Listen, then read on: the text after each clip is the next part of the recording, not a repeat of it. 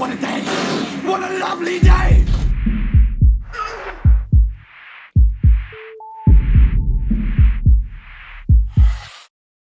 Welcome to Flat Earth Debate. I'm your host, Nathan Oakley, and if you're new to this channel, be sure to subscribe and hit the bell notification icon to keep up to date with the Flat Earth Debate. If you'd like to support this channel, there is a super chat that runs alongside each of these shows while they're live, and there's also a PayPal link in the info box below the video once it's rendered. But most importantly, if you would like to join the discussion, simply mute the page you are currently watching, then click the link in the info box below this video to join the discussion and express your views on the shape of the Earth. If you do join, please don't swear. If you do, you'll be ejected, and if you are, please don't try to rejoin the stream using sock accounts. You'll be warmly welcome back on the next stream. Please also share the show. Sharing the show obviously increases the live audience, but this in turn increases the chances of a more diverse panel. So please share the show. And one last time, if you're new to the channel or you've not done so already, be sure to subscribe and hit the bell notification icon to keep up to date with the Flat Earth Debate. Now we are joined by Mark Doxy, Arwin, Ranty and Sleeping Warrior. Good to have you all. Good afternoon, gentlemen. Hola. Good afternoon. Hey Ranty.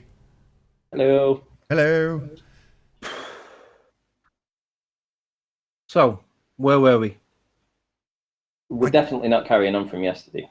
Housekeeping, let's do that. Yeah, let's do housekeeping. So, any signs of curvature? No. No. No. Any signs of axial rotation of the Earth-based variety, of course? Nope. There is a discussion that needs to happen, but I've invited Chris Monk to join the panel to tell us of precisely what it was that he accepted that made him consider that the Earth is spinning, and he's declined, which I found interesting.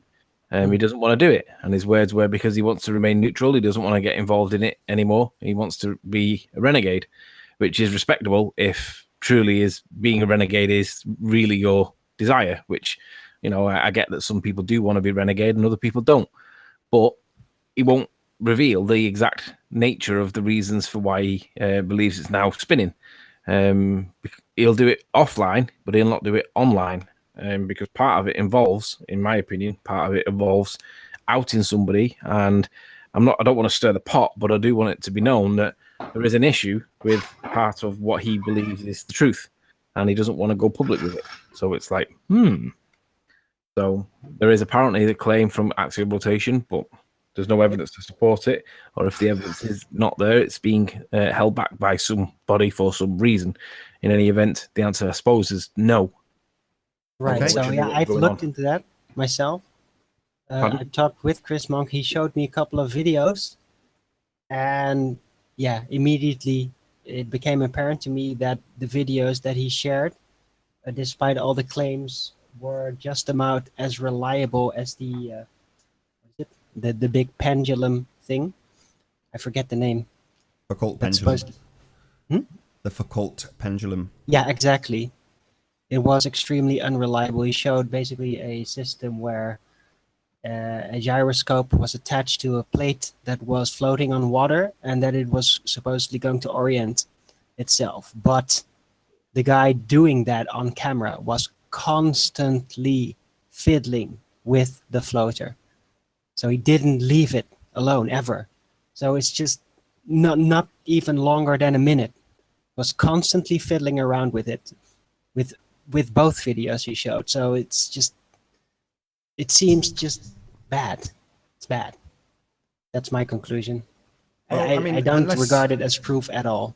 Unless someone comes on and actually presents it. I mean, great. Obviously, we've had a fairly close association with Chris, and you know, if he wants to, as he puts it, remain renegade, you know, more power to him. You know, great. You know, if he comes on and presents it, then we'll challenge it. But at this point, I'm happy to leave it. You know, if no one's coming on and actually presenting that evidence that you and I have been presented by Chris in regards to axial rotation, you know, we've got no one to argue about with it, literally. So I'm happy for it to not be a consistent theme that we have to say every single show that we do housekeeping. Chris Monk has examples of axial rotation. I don't think he does, but if he wants to come on and present them, that's obviously up to him, and if he does, he'll obviously get his opportunity to do so in the same way anyone else would. All are welcome, including Chris. So I'm happy to move on Any signs of a self-perpetuating molten iron core? Paul Voigt claims that he's got evidence of this, but as of yet, he's yet to produce it. And I call bullshit. I don't think it exists. Anyone else? Nope. Right. What about signs of gravity? What goes up must come down. Yeah. But no signs of masses being attracted by other mass, nor the bending of space-time. Absolutely Anthony? neither of those. Anything from you? Any signs of gravity? No. What about a pressurized system next to a vacuum? Has anybody demonstrated that to any of the panel? Paul M. Scott Veach claims that. Well, he hasn't claimed. Well, I believe he's looking into finding access to a vacuum chamber, and with his his contacts in NASA, I'm sure he probably could do this, and get into a spaceman's outfit, a spaceman's costume, and get pushed in there, pull the lever, and I'm kind of hoping that this happens because I'd like to see his eyeballs get sucked out of his head. You keep bringing this up, Riley, but that doesn't actually come even close to proving a pressurized system next to a vacuum. It has nothing to do with it, really. I know it's really fun to remind everyone about it, but... Well, it gives credibility to the idea that they could exist in space with spacewalks and all that kind of nonsense. Yeah, it's very, very indirect. It still doesn't prove a vacuum next to a pressurized system. Yeah, I had a brief chat with Mark Sargent recently after the George Netanyahu debacle, which will come up later on this show again. Its ugly head will rear itself. But yeah, he's absolutely prepared to put his neck on the line for this, as far as I can ascertain. I mean, he basically said those words, so I'm not even the slightest bit worried about saying it, because he's presumably, if he's as open with me about that, then he's going to presumably be the same with everybody. So yeah, Mark Sargent's well up for it. Great. Yep, Mark Sargent is a real entrepreneur. Right. What about? Go on. I was going to say I wouldn't put Mark in first, though. Oh, I said exactly the same thing. As long as M. Scott Veach goes in first.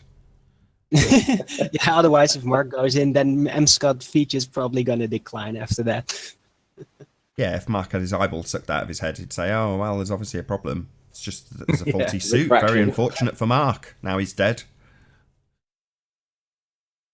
Whereas, if it was M. Scott Veach having his eyeball sucked out of his head, we'd just go, "Yeah, just as we suspected." The NASA costume department aren't as good as you guys think. So, last but not least, then, what about scientific evidence of the presupposition of an Earth radius? No, definitely That's not. a contradiction in terms. The scientific evidence of a presupposition. Unless you're able to manipulate the rotation and the act. Well, how would you be able to scientifically prove the radius of the Earth?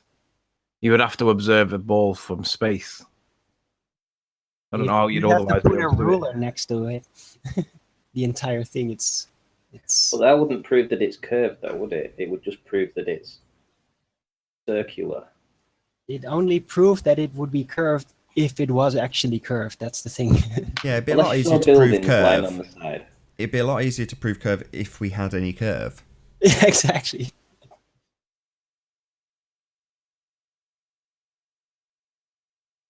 We just don't see it. I think that They can't concludes. provide evidence for it either. So I should have really asked Anthony We this got off. through housekeeping in the first 10 minutes. Yeah, man, that was pretty good. Anthony, I should have probably discussed this before we went live, but our last Skype conversation was left with the conclusion that a bit more research was required. Do you know if that's now been done? Are you referring to the existence of said post? Indeed. Yes, that has been done. We have it. Oh, really? Well, do you want let's just discuss that now then. Shall I give a bit of background? Is that cool to do by you? Let me find it first, because if I speak prematurely, give me 5 minutes. Come back to me in 5 minutes. I'm going to make sure that I actually have this information before we start talking about it. No worries. If I don't... I'll just change the subject. Yeah. No problem at all. So, Ranty, You've been Yes. before we went live. We were talking cameras. So, do you want to tell us a little bit about your plans for your P900 and a possible GoFundMe? Yeah, well, my P900 has. I've come to the realization after buying some infrared filters for it that there's actually an infrared blocker inside the camera that I need to dig out of it. So basically, I'm gonna reduce the value of the P900 by making it film in infrared. So by doing that, I'm going to open the camera up, take the filter out, put it all back together again, and then I'll be able to shoot in infrared. But of course, the value of the camera then will be reduced to next to nothing. And then I want to get a P1000, and enough people have suggested that I should try a GoFundMe. So I don't see why I shouldn't try and do that, because essentially I can't afford to spend £1,000 on it. But if other people are willing to chip in, then that would be very much appreciated. Yeah, I mean, I certainly, I don't know if I was the first to suggest it to you, but I was like, I know you can't afford to get this camera, but the amount of work that you've put in just with the camera you have put your investment, your actual pennies into, has demonstrated to anybody who is considering future material you may produce to contribute towards that, on account of the fact that you can produce this material, you do produce this material, and if you had a better camera, that material would be significantly better. So, you know, I said it before, I'll say it happily on air, you know, I'll be the first contributor. If you set one up, I will contribute to it. Okay. Well, yeah, I mean, the plan is, obviously, I would like to have the P1000 for zooming really far, and then I would obviously like the P900, which could film in infrared at the same time. So I could have two setups. So every time I go, instead of having just the one, if the weather isn't, if it's inclement and I can't see, I could use the infrared. If it's really good, I might be able to use the P1000 and see much further. Who knows? I don't know how far we're going to see with the P1000, let's be honest, because it's all very new, and I don't think they're out now for another month or so, but it would certainly be worth investing in for sure. Like you say, for the amount of work that I do. And I've never asked for a penny of anything before, so it's all been my own funds that have contributed to everything. I wouldn't be too concerned, you know, if you're e-begging for a camera, and to just be blatant about it. People will take the piss. It doesn't matter. Say, I don't care. Well, you know. The thing is, we've got people like, obviously, Mark Taylor saying I can't afford £1,000. Well, right now I can't afford £1,000. Let's be honest. I'm actually in the process of buying a house. I need every kind of money that I've got towards going for the deposit and paying solicitors, etc., etc. So there is no spare funds. In fact, I'm not going to have spare funds probably until about Christmas. So if people don't donate towards the camera, that's fine. I will eventually end up getting it myself around about Christmas time. I've just got other things that I need to spend my money on at the moment in the short term. And would you do the GoFundMe through a Facebook account? No, I think they do it through. Is it not just through GoFundMe? Yeah, just. I mean, I don't know, 'cause GoFundMe. I've never done it, so. I only see them on Facebook. How does it work, Nathan? Just go to a site. The only GoFundMe I ever contributed to, in my memory, was the balloon launch that Globusters did a couple of years ago, and it just has GoFundMe website, and it just says input your credit card details, how much do you want to donate. It's just dead easy, but it's just a GoFundMe site, and you just presumably set it up. Probably only takes 10 minutes, I would imagine, Ranty. Okay. Go for it, Ranty. Go for it. Well, right, I will do then. If people are happy to help out, that's great. Even if I only get 50 quid towards it, it's something, isn't it? So we'll see. I'll set it up now. Give me. Yep, set it up, and that first £1 will be from me. Right, no worries. Righto. Anthony, are you ready? Yeah. Okay, right. Do you need me to screen share? Please. Okay, you're up. Okay, so the other day we had the hangout with George Netanuk, and basically the issue that was concluded was that his reasons for contacting the board were nefarious. He was trying to cause the man harm in his real world based on his beliefs on something on the internet. Now, the issue is not that he was right or wrong. The issue is that this man decided to try and cause Brian hardship by trying to get his license revoked, which in his state does negate the ability for you to keep employment. If you lose your employment license or your thingy license, your surveying license, you can't have a job in his state, apparently. Now, I don't know whether that's true, not American, but that is what I was told. And I'm happy to accept it's probably true, because most regulatory bodies do need to have this the license, and if the license is kept in place, then great. If it gets revoked for some nefarious reason caused by George, then you're probably going to end up losing your job. And this is what George was on for the hangout the other day, to try and dilute what he did and remove from the focal point his actions that were nefarious. Now, what happened after it was that he produced this video on his own channel. So as you can see, published 27th of July on his channel, and this is his Nathan's Disaster, Time to Come to Terms. And it's not so much what he said in the video, it's more what the comments are. So if I scroll down towards the comments now, this is what you need to do to find it yourself. You need to sort by newest comment first, because for some reason it doesn't come up with the most relevant, even though there's plenty to it. And scroll down the list, and you're looking for the comment that comes from something astronomy. Here we go. FE Astronomy. Now, I don't know who this is, but it's not important what he says. There's a back and forth of 54 replies, obviously at the time that this is being shown. And I want you to pay attention to the comments that George makes. Let me find his comment. It takes a while because there's a lot here. And notice how buried in comments this is, right? This is proper buried. In the hope that it never gets seen, I would assert. I'm looking for George's comment. It's in here somewhere. Here we go. Right, so George Netanuk, which is him, been in contact with Brian Mullen this morning. The amusing thing is, now this is 24 hours, almost this time yesterday, whilst we were on the show yesterday. The amusing thing is that the FE community does not realise that Brian Mullen no longer champions FE. Well, we all realise that he doesn't champion FE because he's not in it at the minute. He's took sabbatical because of other reasons that I'm not at liberty to reveal publicly. I do know them, but it's not for me to say, and he doesn't want them being public because they're to do with him. But we all know that Brian Mullen is no longer champion in FE. He's not in FE. He's gone. He's off the scene. However, he also says he is a Glober now and scared that these sons of bitches will come after him if he tells them. Got that firsthand, George Netanuk. So I want people to focus on this bit, because he's claiming that Brian Mullen is a Glober and scared that everybody will come after him if he tells them. And he's got it firsthand, he says, because he was in contact with him this morning.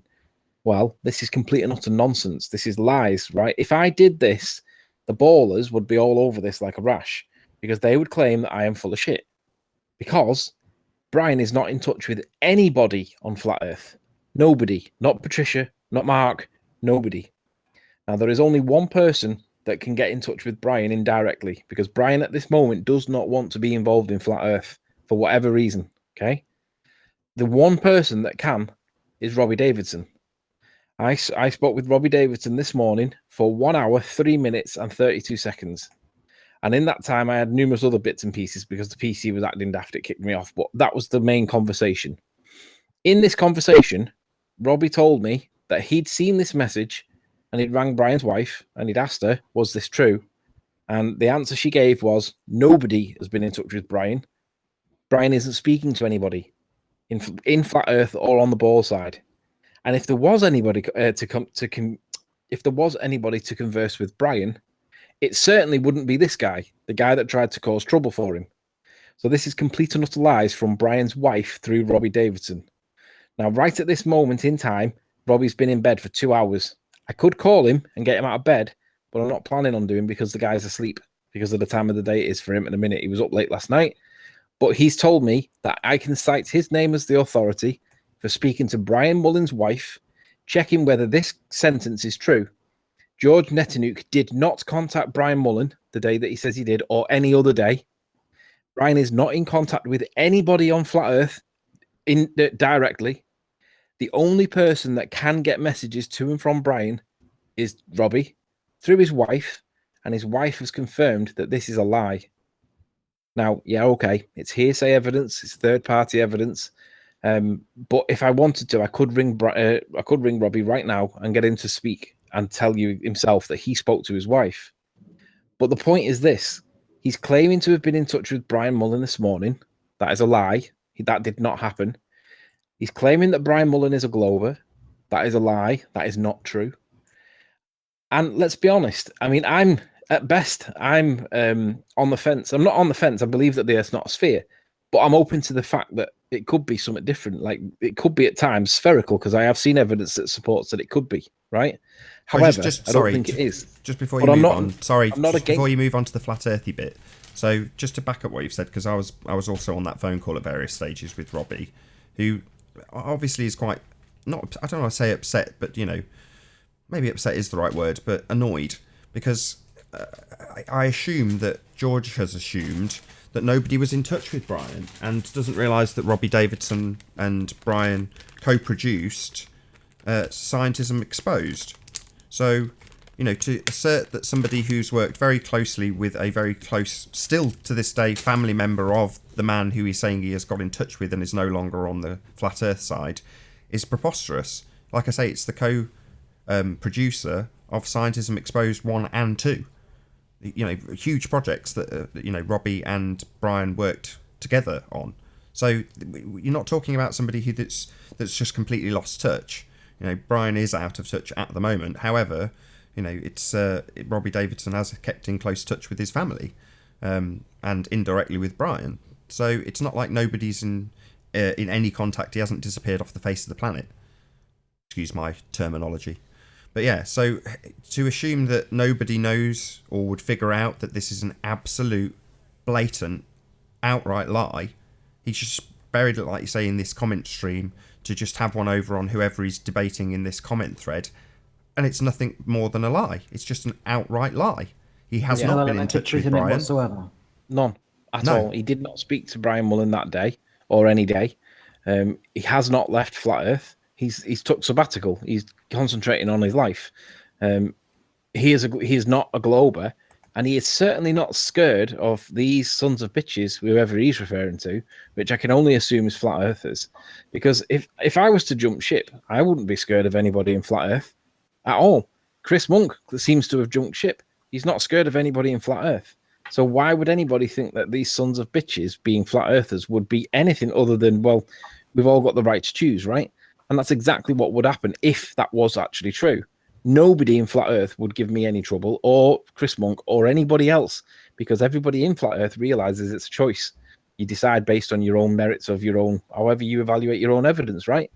Anyway, so he claims he's got this firsthand. This is complete and utter lies. So my question is, what are you ballers going to do about this?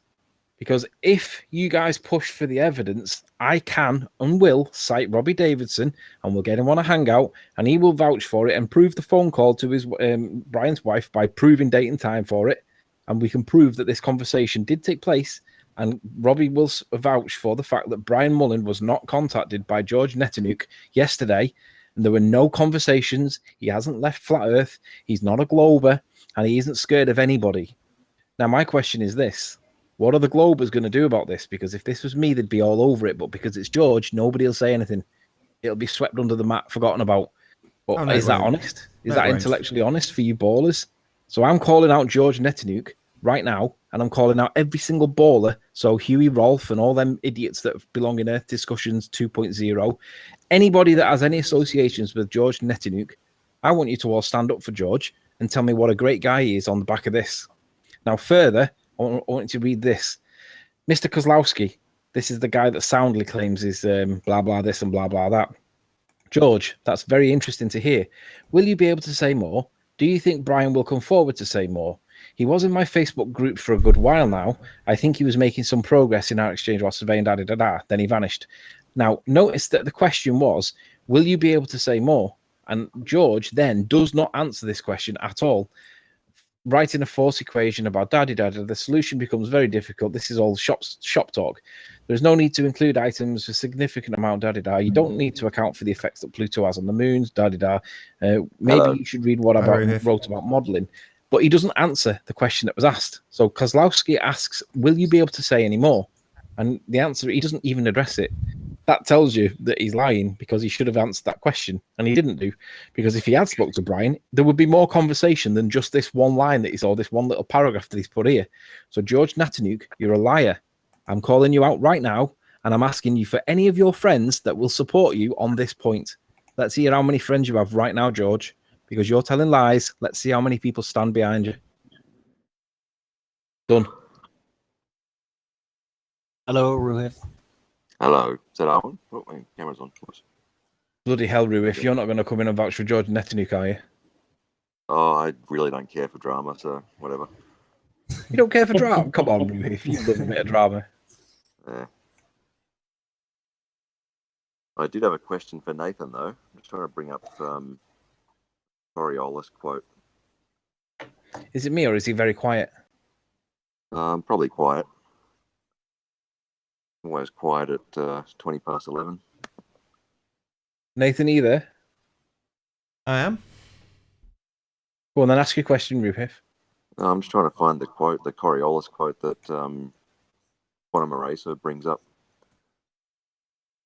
So why would you ask Nathan this question and not Conor Eraser? Oh, is John here? Nope. So by proxy, you're going to attack Nathan for John's quote?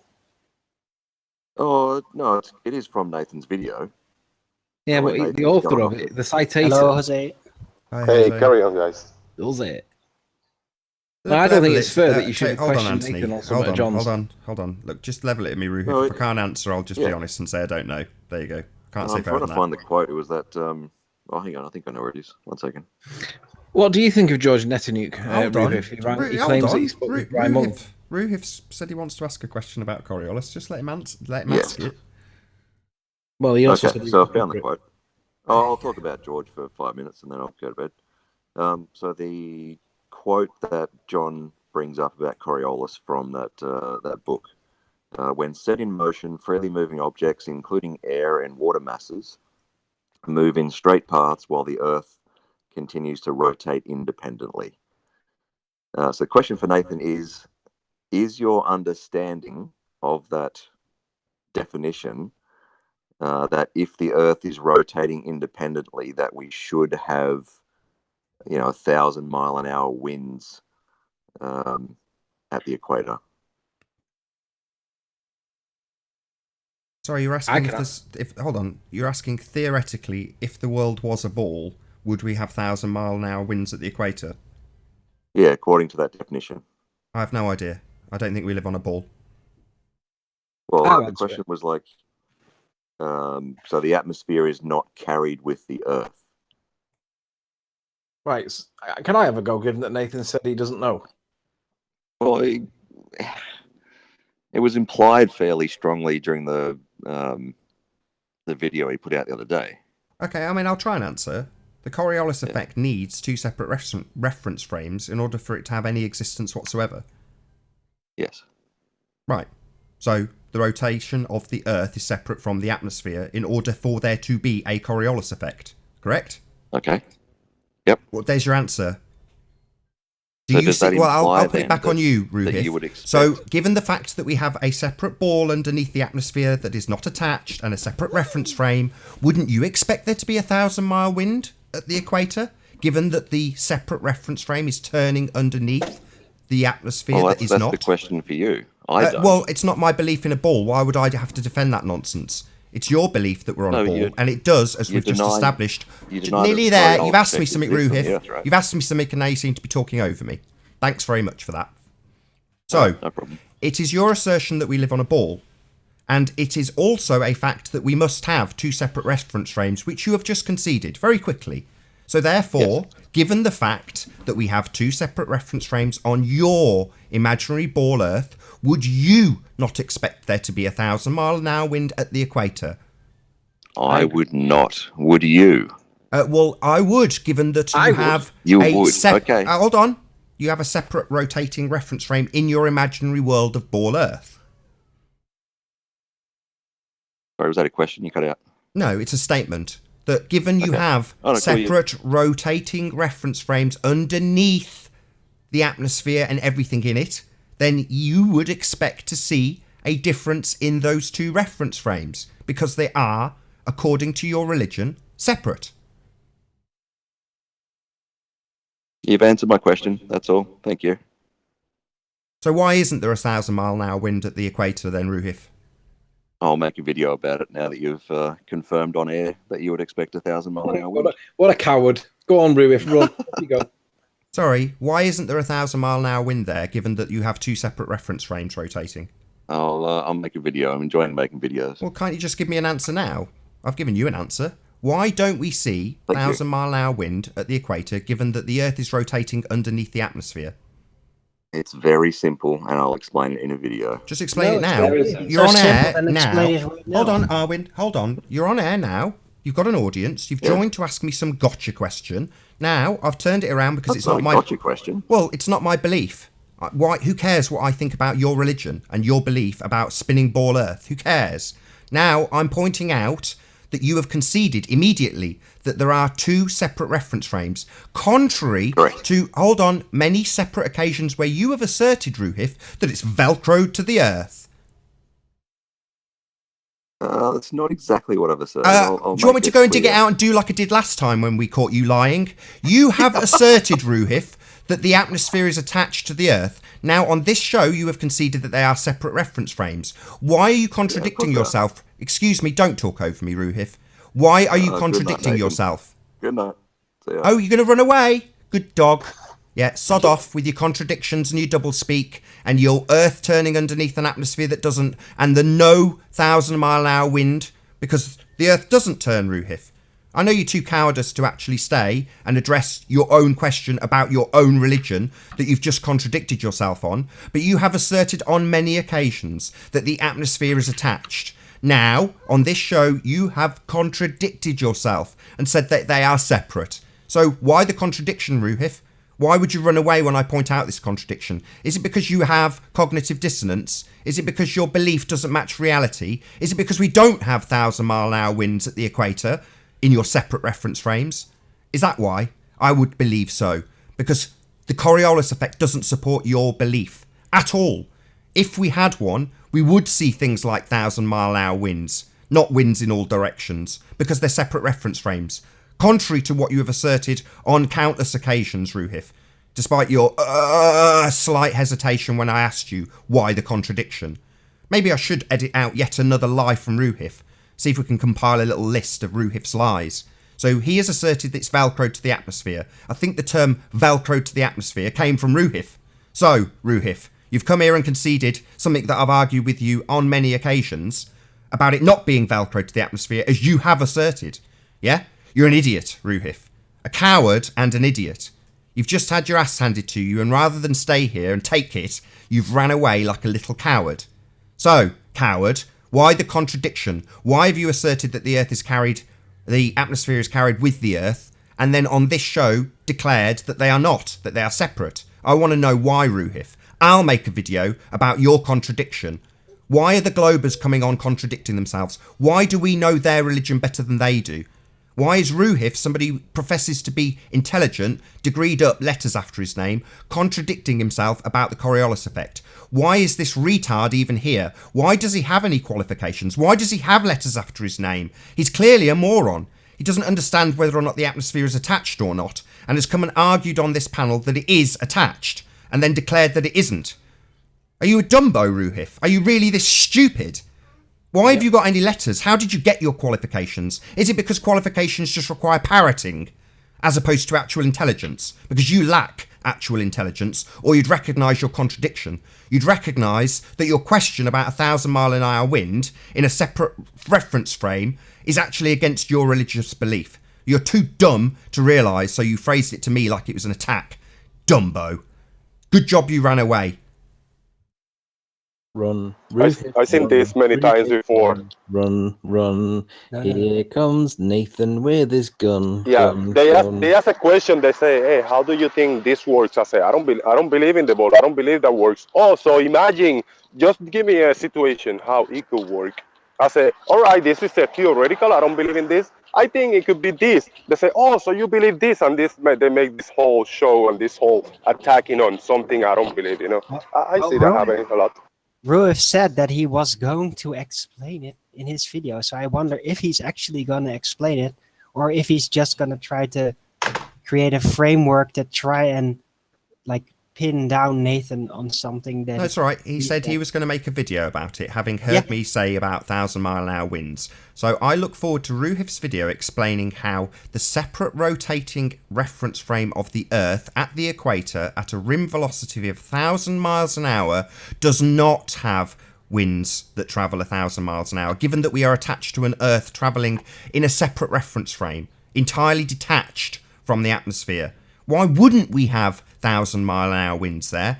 And I assert that it's because we're not moving a smegging inch. We're not spinning at 1,000 miles an hour. The whole concept is ludicrous.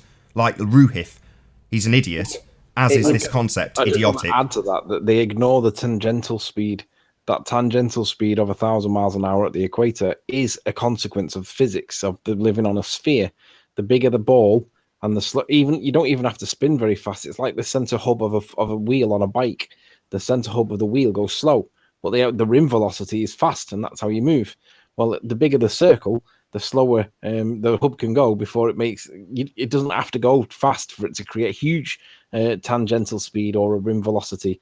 And they ignore that in their physics because it doesn't suit, and they hope that we don't dwell on it. But it is true. The rim velocity is the reason why we're not spinning.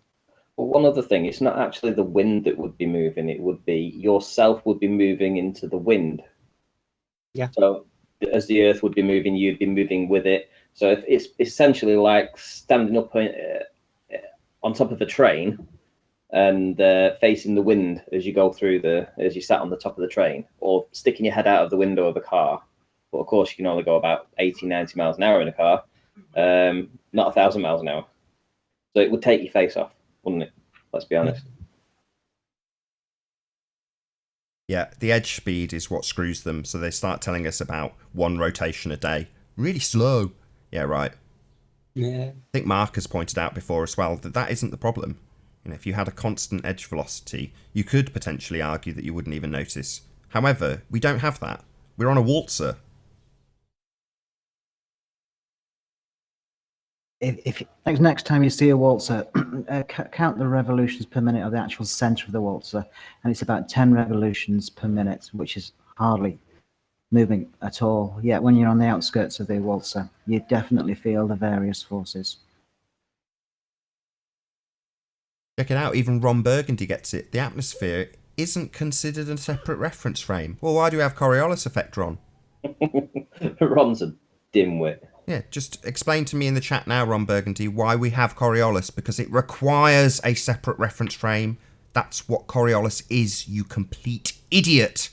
Yeah, it's taken long enough for Ruhif to get it. Let's see how quickly we can drum it into the dumbass known as Ron Burgundy. Ron, without separate reference frame, there is no Coriolis, you complete Dumbo. Let's see how long it takes him to concede. Let's just torment Ron Burgundy, because he's a complete idiot. So let's torment him for a bit. Do you understand, Ron, that without separate reference frames, there is no Coriolis? Do you understand that? I don't think they do understand it. Not just Ron, I don't think any of them get it. Well, they're all stupid, like Ruhif, who asserts that, well, the atmosphere's carried along. Oh, really, Ruhif? Well, why do we have Coriolis effect then?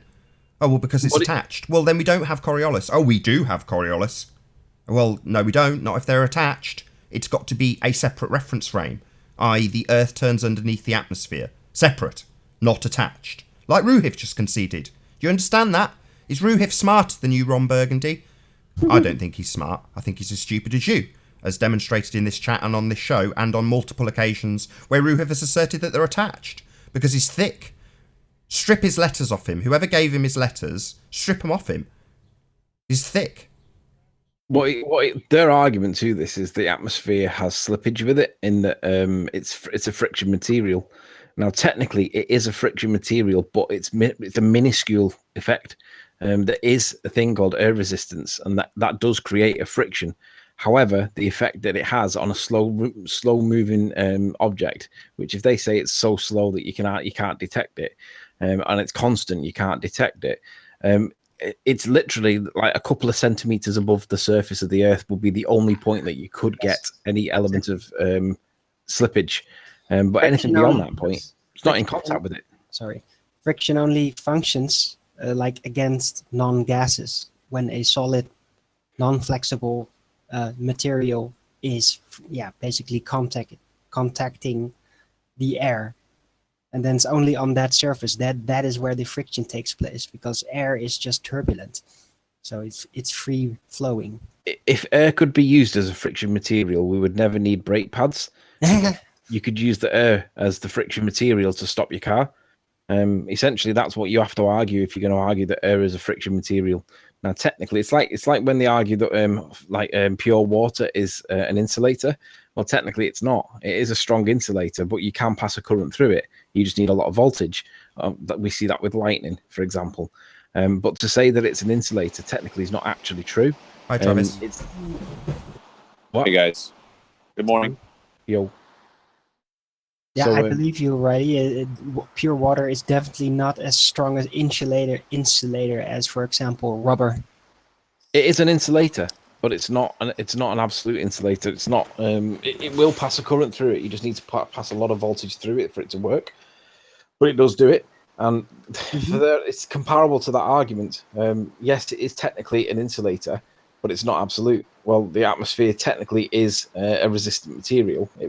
There is a resistive effect on it, but the effect of it is minuscule, right? And it only works a couple of centimeters above the surface. Let's just put it another way. Insulation is not an absolute yes or no. It is basically a gradient. Correct. So there is a percentage of how much a material will insulate in relation to its thickness and in relation to the total tension attempting to pass through it. And there's simply a gradient at it. So when Ruhif does his video, I hope Ruhif puts everything into scale and context correctly and show how much of an effect that this slippage will have, because it has nothing almost. It's like the effect of like refraction on light. It's virtually nothing or negligible. Yeah, So make sure you put scale in there, Ruhif, or the next video will be Ruhif can't scale. I'll point him in the direction of wind tunnel tests on cars, where they show that the air travelling very close to the surface of the car is indeed affected. Yeah, it catches its friction. Yeah? But Correct. the higher you go, within a few inches, you start to have less of an effect. And then when you get it a metre above the car, there's almost no effect. It's amazing. Correct.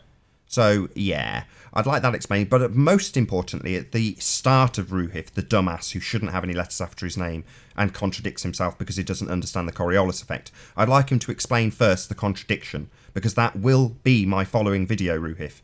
It will be me showing you on multiple occasions saying, the air's attached, the air's attached, the air's attached, and then on this video saying, yeah, they're separate, yeah, like it's something that you knew all along, which you didn't, because you're dumb. What makes you think Ruhif has letters after his name? Whatever. He claims to be intelligent, alludes to being intelligent, but is actually dumb. If he does have letters after his name, he shouldn't. He's an idiot. Can you put me on screen share, Nath? I would like to ask the audience something. You can. Go ahead, Ranty, you're up. Perfect. Well, My kid's very excited about it. this is an experiment that I've got. I say an experiment. It's basically a test that I want to try and perform using Nathan and Anthony. And we have a 3.16 mile stretch between this location on Coniston Lake here and this far corner here. So what I was thinking is, if we stick Nathan in the middle and me and Anthony at each end, and we've got a 3 mile stretch along this lake, what we can do, if I build something like this, so I've got 3 posts with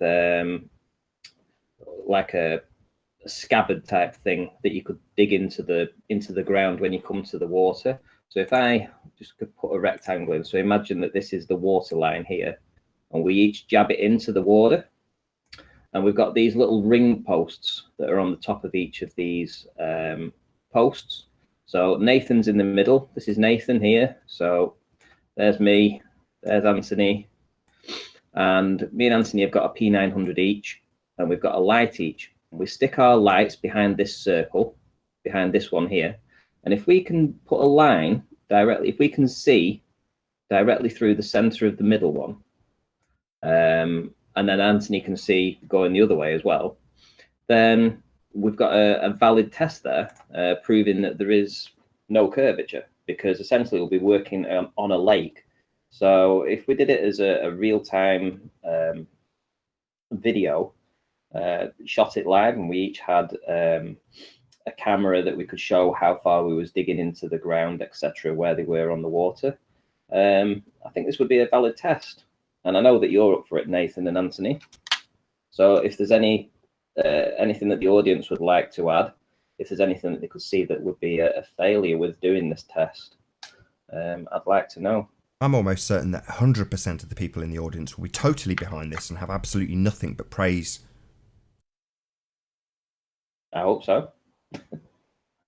It's something I definitely wanted to do, and I think if we all did it, basically it would be down to you, Nathan, just moving into line. As long as me and Anthony have got a clear line of sight to each other, it would just be a case of you moving into position and attaching the middle post to water height, where the scabbard would go in, and then we just have to see if we can see each other through the center hole. Because I think there should be a 4-foot drop or something. So, if you lived on a curve, so this one would be down to here, basically. So we would never be able to line it up. And what distance is it roughly? 3.16 miles. Is this any similar to what Jaren did?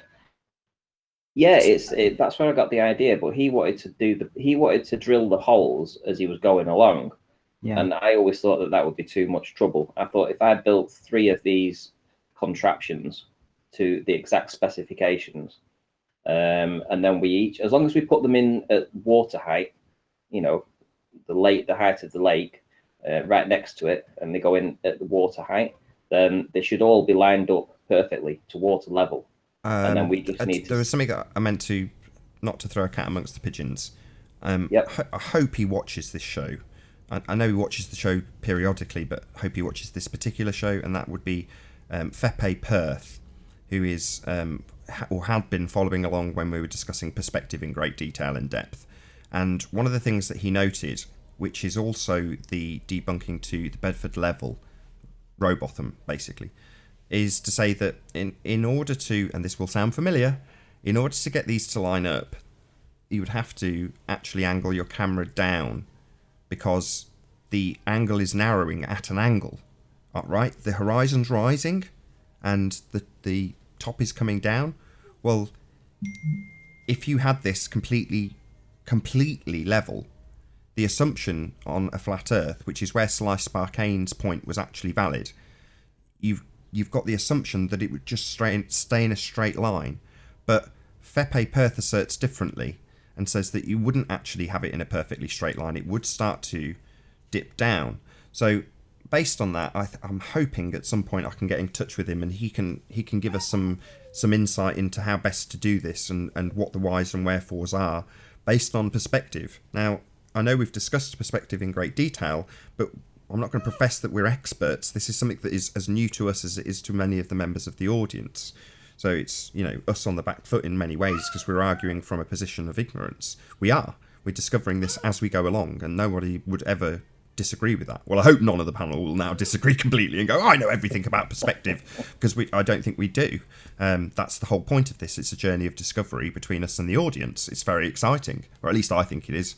But in any event, I think it would be nice to have the input of that particular gentleman, because he's the single person that's sort of brought that particular aspect of the 90-degree level observation to my attention. So that's exactly what this is, and therefore I would appreciate if Fepe Perth can leave a comment or an email address or something of that nature in the comments below, or join if you're watching. He probably isn't going by the time, and it was in Ruhif's neck of the woods, so yeah, probably not on this show. But if you can drop us a line, maybe we can arrange to do an early show or something along those lines with him prior to us doing anything, because I would like to get his input on it.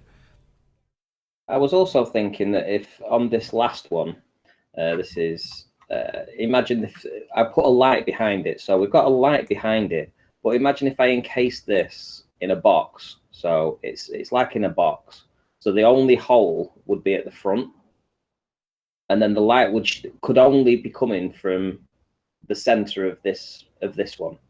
So if you had a great big light in here somehow, and we was able to see it, you couldn't argue that it was light from above or down. It could only be coming out of the center of the hole. Does that make sense? You would need some sort of focusing, because if you stick your eye up to any ring, you see almost the whole world through it, don't you? There is a problem though, Ranty. What's that? Whatever the results, it will be cited by ballers that they are subject to refraction, bendy light nonsense, and it will be the same application as what happened in the Bedford Leathers experiment by Wallace. And of course, we all know that Wallace claimed a victory to which he was not entitled.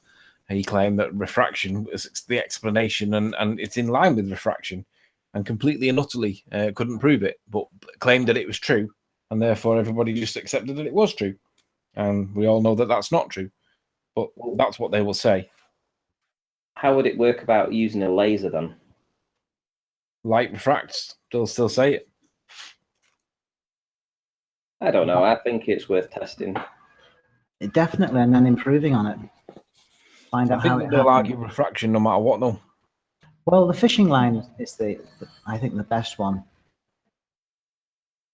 Well, the thing is, I don't mind building this and getting it ready for when you guys are heading up to Whitehaven again, and we can just give it a try. It might take us 2 or 3 hours to set it all up and get it going, but that's only half a day. Wouldn't you be able to counteract the refraction response by trying to anticipate that by somehow working out what you would say would be the effect at those distances? Because you know, Ranty, and I've tried to say this in ways if it doesn't make sense or if it's not true, but there's no way to mathematically symbolize what that band of refraction is in actual feet and miles. So if you're only at a 3.1 mile distance, the refraction is not going to be great. It's going to be very minimal, in my opinion, just thinking about it that way. So, if you could anticipate and say, okay, look, this is what this is going to do. This is what this is going to do. We've got light here. We've got light here. This is the time of day. This is the atmosphere. This is the temperature. I mean, do you understand what I'm saying in terms of trying to anticipate them and saying, okay, look, I'm addressing what you're going to bring up to the best of my ability, and at least doing it from that perspective. I was thinking maybe we could do it or do like 3 separate experiments throughout the day. Well, yeah, right. Yeah, that's exactly it too, because you're going to have different temperatures, and if you have the same result with different temperatures, you're going to nullify that refraction BS. Yeah, I mean, let's suppose we got there for 10 a.m. So we did one at 10 a.m., 12 a.m., and 2 p.m. So we would have 3 separate tests. Nathan, could you present my screen, please? Yeah, sure. Ranty, can you see the comment that's on my screen? Hang on, wait a second. On your screen. Largo math can be distorted to prove anything. Maths can be distorted to prove anything. Do you know who Blargo is? No. He's a troll. He's a Ball Earth troll. Yeah, he's blocked on my channel, but I saw him commenting on something to do with the Hangouts recently, and I thought that's very interesting from a Ball Earther, because he's right. Maths can prove anything, right? It doesn't prove that it's true, but maths itself can prove anything. So you can argue anything with maths. And then obviously I go back to my ice creams argument. If I have 2 ice creams, you can't take 5 off me if I've only got 2, right? But ballers admit and accept that maths can prove anything. So what I would say is the minute they bring up refraction, it becomes moot. They will discredit the whole argument by virtue of refraction, and there's nothing you can do about it because, as he correctly points out, they will accept maths, not evidence. Stop. Yeah, but I don't think we should let that distract us from performing these tests. The fact that they can make math counter any kind of test that we do only goes to discredit them if we repeat the experiment, well, the test over and over and over again. And, you know, we keep on putting stuff out that shows that mathematically it's possible, but realistically, it's not always going to be like that.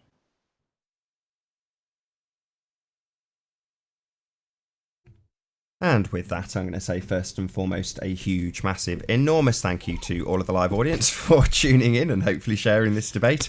If you hated the show, you know exactly what to do. But if you like the show, maybe consider sharing it with a friend or subscribing if you have not done so already. I've been Nathan Oakley, and I'll see you all in the next video. And then say bye-bye. Oh, what a day! What a lovely day!